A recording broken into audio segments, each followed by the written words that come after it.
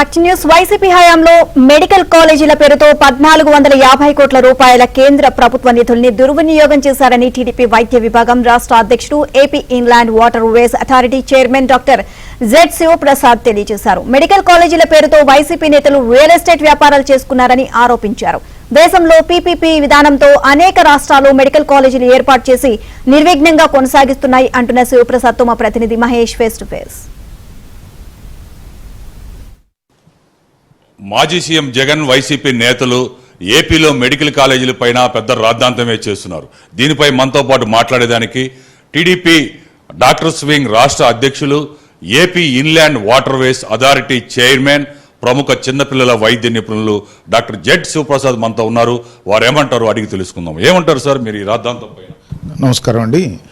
అసలు ఇది అనవసరపు రాద్ధాంతం. ప్రైవేటీకరణ అనేసి ప్రజలను అనవసరంగా పక్కదారి పట్టించేటువంటి పనులు చేస్తున్నారు.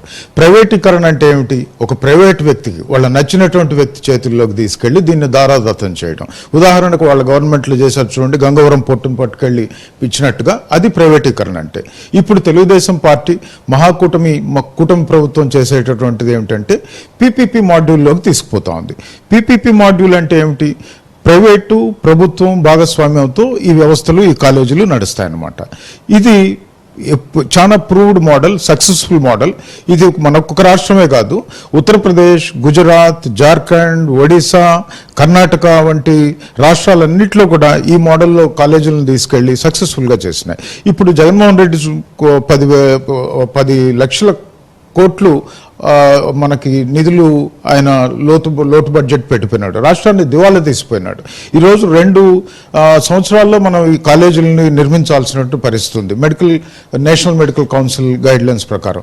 ఉదాహరణకి ఇప్పుడు మనం చూసినట్టయితే ఈ 17 మెడికల్ కాలేజీలకు గాను 4840 కోట్లు అంచనాతో పెట్టాడు. ఈ 5 సంవత్సరాల్లో జగన్మోహన్ రెడ్డి గారు ఖర్చు పెట్టింది కేవలం 1450 కోట్లు మాత్రం. అది కూడా కేంద్ర ప్రభుత్వం ఇచ్చినటువంటి నిధులు, నాబార్డ్ నిధుల నుంచి వచ్చినటువంటి ఆ డబ్బులు కేవలం 16-20% పనులు మాత్రమే పూర్తి చేశాడు. ఈరోజు ఈ మిగతా కాలేజీలన్నీ పూర్తి కావాలి అని అంటే ఈ 2 సంవత్సరాల్లో 7,000 కోట్ల పైచిలకు మనం ఖర్చు పెట్టాల్సిన పరిస్థితి ఉంది. ఇప్పుడు ఉండేటటువంటి ఆర్థిక మాంద్యంలో ఖచ్చితంగా ఈ పీపీపీ మాడ్యూల్లో మనం వీటి నిర్మాణాలు చేపట్టాల్సిన అవసరం ఉంది.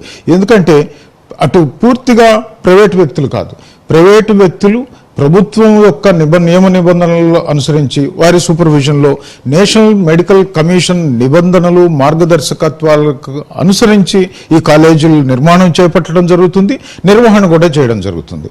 కాబట్టి ఇది పూర్తిగా సమంజసమైనది. ఈరోజు మీరు కోర్టు కూడా చూసుంటారు, పీపీపీ మాడ్యూల్లో నిర్మిస్తే తప్పే ఉందని కోర్టు కూడా మాట్లాడినటువంటి పరిస్థితి అండి. సార్ ఇప్పుడు జనరల్ గా చాలా మంది చెప్తున్నారు ఇన్ని కాలేజీల్లో నిర్మిస్తారు, బాగానే ఉంది, మరి స్టాఫ్, అధ్యాపకులు వీళ్ళందరూ ఎక్కడి నుంచి వస్తారని.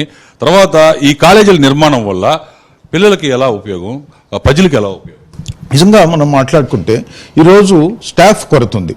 మీరు మన పులివెందుల కాలేజీ తీసుకుంటాం ఎగ్జాంపుల్. పులివెందుల కాలేజీ అయిపోయింది, జరిగిపోతా ఉంది అని చెప్పేటువంటి పులివెందుల కాలేజీలోనే 48% teaching staff, 37% non teaching staff కొరత ఉందన్నమాట. సో డెఫినెట్గా అది రిజెక్ట్ చేసే పరిస్థితి వచ్చిందనమాట. ఇప్పుడు మెడికల్ కాలేజీ విద్యకు మనం కనుక వస్తే ఇది కొంచెం డిఫరెంట్ విద్య మిగతా వాటితో పోల్చుకుంటే. సుమారు 20 డిపార్ట్మెంట్స్ ఫ్యాకల్టీ కావాల్సి ఉంటుంది. అనాటమీ, ఫిజియాలజీ, బయోకెమిస్ట్రీ, ఇట్లా ఇవన్నీ మనం తీసుకున్నట్టయితే 20 డిపార్ట్మెంట్లు పనిచేయాల్సి ఉంటుంది.